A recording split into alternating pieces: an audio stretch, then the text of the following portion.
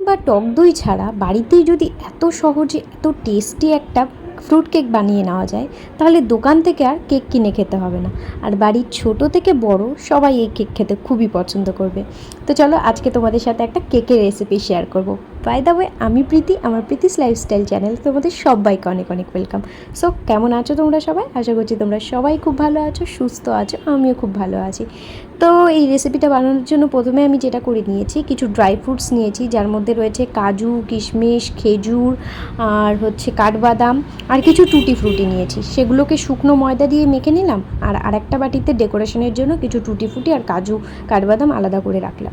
এবার আমি একটা অ্যালুমিনিয়ামের বোল নিয়েছি। তোমাদের বাড়িতে যদি কেক বানানোর বোল থাকে সেটাও নিতে পারো, বা এরকম অ্যালুমিনিয়ামের বোলও নিতে পারো, যার মধ্যে আমি প্রথমে তেলটাকে ভালো করে মাখিয়ে নিলাম চারিদিকে। অ্যাকচুয়ালি আমার অয়েল ব্রাশ করার ব্রাশটা নষ্ট হয়ে গেছে, ওটা নিতে হবে আমাকে, তো আমি হাত দিয়েই মাখিয়ে নিলাম। আর তারপরে ওর উপরে কিছু শুকনো ময়দা দিয়ে চারিদিকে ওটা মাখিয়ে নিয়েছি। এটাতে কি হয়, কেকটা একদমই নিচে লেগে যাবে না, খুব সুন্দর স্মুথলিভাবে উঠে যায়, আর তোমাদেরকে চাকু দিয়ে কাটারও প্রয়োজন নেই। তো এবার চলো কিছু শুকনো ইনগ্রিডিয়েন্টসগুলোকে মিশিয়ে নেব, যার মধ্যে নিয়েছি 1.5 কাপের মতো ময়দা, 1 চামচ বেকিং পাউডার, আর 1/2 চামচেরও কম বেকিং সোডা। তো এবার এগুলোকে নাড়িয়ে নিচ্ছি।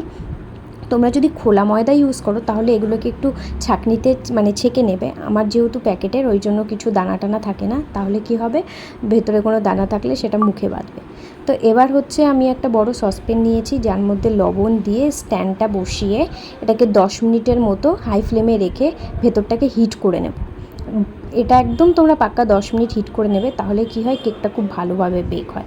তো এবার যেটা করলাম, আমি একটা বোলের মধ্যে আমি মিষ্টি নিলাম এখানে, মানে চিনি নিয়েছি 6 চামচের মতো, আমার আন্দাজ মতো, তোমরা তোমাদের অনুযায়ী মিষ্টি নিয়ে নেবে, মানে চিনি নিয়ে নেবে, বারবার মিষ্টি বলছি। আর তার মধ্যে আমি দিলাম হচ্ছে 1 কাপ দুধ।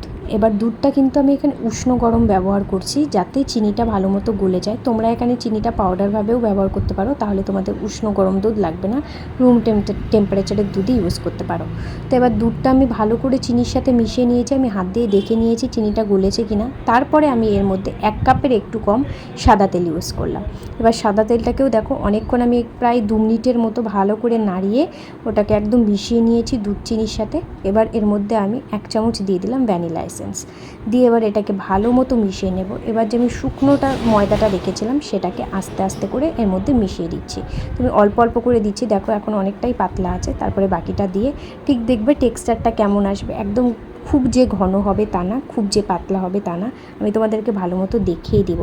তো এবার মেন যেটা দিতে হবে, 1 চামচ ভিনিগার। এটা কিন্তু দিতেই হবে, যেহেতু আমরা ডিম বা টক দই ইউজ করছি না, সেই জন্য এটাকে দিতেই হবে, নাহলে কেকটা কিন্তু ভেতরে স্পঞ্জি বা ফুলে উঠবে না, সেই জন্য ভিনিগার দিতেই হবে। এটা খাওয়ার ভিনিগার ছিল, 1 চামচ দিলেই যথেষ্ট। এবার দেখো আমি ভালো করে এটাকে 5-6 মিনিটের মতো ফেটিয়ে নিয়েছি। যত তুমি হাত দিয়ে ফেটাবে তত এটা মানে ভেতরটা স্পঞ্জি হবে, নরম হবে। একটু কষ্টের, মানে হাত দিয়ে যেহেতু করছি একটু কষ্টের আছে, কিন্তু করতে হবে। তো এবার দেখো আমার এটা ভালো মতো মেশানো হয়ে গেছে, ব্যাটারটা একদম রেডি। এবার যে আমরা ড্রাই ফ্রুটসগুলো রেখেছিলাম সেটাকে এর মধ্যে ভালো মতো মিশিয়ে দিলাম। এবার এই বোলটার মধ্যে ঢেলে দেবো। বোলটায় ঢেলে দেওয়ার পরে আমাদেরকে যেটা করতে হবে, বোলটাকে ভালো মতো 3-4 বার করে একটু নাড়িয়ে দিতে হবে, মানে ধাক্কা দিতে হবে, যাতে কেকটা ভালোভাবে মিশে যায়। আর এটা যদি তোমরা না করো না, তাহলে দেখবে কেকটা মাঝখানটা ফুলে উঠছে, সাইডটা ফুলছে না, ঠিক এরকম হয়। এজন্য এটা কিন্তু অবশ্যই করতে হবে। এর আগেরবার আমার যেমনি তাড়াহুড়োতে করতে ভুলে গেছিলাম, আমার কী হয়েছে, খেতে কোনো ডিফারেন্স হয় না, বাট মাঝখানটা ফুলে ওঠে, সাইডটা বেশি ফুলে না। এবার দেখো এটাকে বসিয়ে দিলাম, এটাকে 45 মিনিটসের মতো কুক করে নিতে হবে। তার মাঝখানে একবার আমি খুলে ড্রাই ফ্রুটস দিয়ে এটাকে ভালো মতো সাজিয়ে নিয়েছি। নিয়ে এবার এটাকে আবার আমি ঢাকা দিয়ে রেখে দেবো। তোমরা দেখতেই পারবে যে ভেতরটা কত সুন্দর স্মুথ হয়েছিল। আর যখন 45 মিনিটস হয়ে যাবে, এটাকে লো ফ্লেমে রেখে করবে, মিডিয়াম ফ্লেমে রেখেও করবে না, তাহলে ভালো মতো কুক হবে। করে তোমরা একবার একটা কোনো স্ট্র বা চাকু দিয়ে এটাকে দেখে নেবে ভেতরটা নরম হয়েছে কিনা। তো দেখো আজকে কালারটা আমি একটু ডিপ রাখতে চেয়েছি, ব্রাউনি রাখতে চেয়েছি, ওই জন্য একটু বেশি কুক করেছি। অন্যদিন তোমরা তোমাদের ইচ্ছে অনুযায়ী কালার রাখতে পারো। যদি তোমরা এতটা ব্রাউনি না চাও, কিছুক্ষণ আগে নামিয়ে নেবে, প্রায় 5-10 মিনিট আগে। তো দেখলে তো আমি কিন্তু কোনো সাইডটা কাটিনি, জাস্ট হাত দিয়ে আমি টানলাম, কি উঠে গেল, যে কতটা কেকটা একদম নিচে লেগে যায়নি। তো এই কারণেই আমি বলি যে বোলটাতে তোমরা তেল দিয়ে একটু ময়দা মাখিয়ে নেবে, কোনো বাটার পেপারেরও দরকার পড়ে না, এত স্মুথলি উঠে যাবে জিনিসটা। দেখতেই পাচ্ছ কতটা সফট হয়েছে, কতটা নরম হয়েছে। তো আজকের রেসিপিটা কেমন লাগলো অবশ্যই জানাবে কমেন্ট করে, ভালো লাগলে লাইক কমেন্ট অ্যান্ড শেয়ার করে দেবে। দেখা হচ্ছে নেক্সট ব্লগে। টাটা সবাইকে, বাই বাই।